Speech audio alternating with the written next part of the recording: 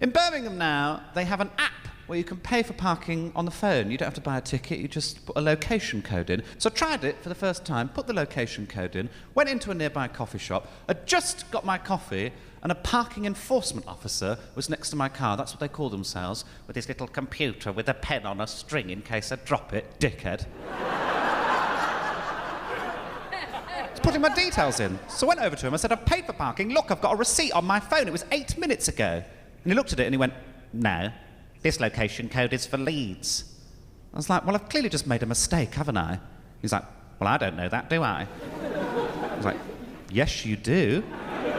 Because if I'm lying, then what you're suggesting I've done is parked in Leeds and then driven 120 miles in 8 minutes. That's what you're suggesting I've done. And he said, I've put it into the computer now. You'll have to complain at the office. It's only 5 minutes down the road. I said, actually, it's about 3 seconds in my hypercar. Got to the office, met sweaty Sharon. Oh, my God, it was so hot in that office. She looked like a bit of wet scrambled egg in a chair, just so annoyed with life.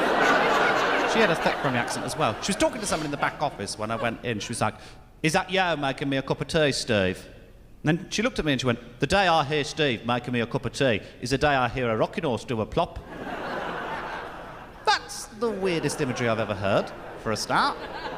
And I explained the situation to her, handed her the phone. She looked at the phone, looked at her computer, back at the phone. She went, this says Leeds. I know, Sharon, I put the wrong code in. Well, you'll have to complain at the Leeds office. I've not been in Leeds, Sharon. And she looked again and she said, but how did you get here so quickly? You would have had to break the speed limit. I would have had to break the speed of sound, Sharon. So annoyed, so annoyed. I was like, anyone else I can talk to about this? She was like, you could speak to Steve over there. I decided not to speak to Steve for a number of reasons. The main one being, he was trying to eat a yoghurt with a pen lid. I just didn't feel like he was competent. You know, you get a sense sometimes.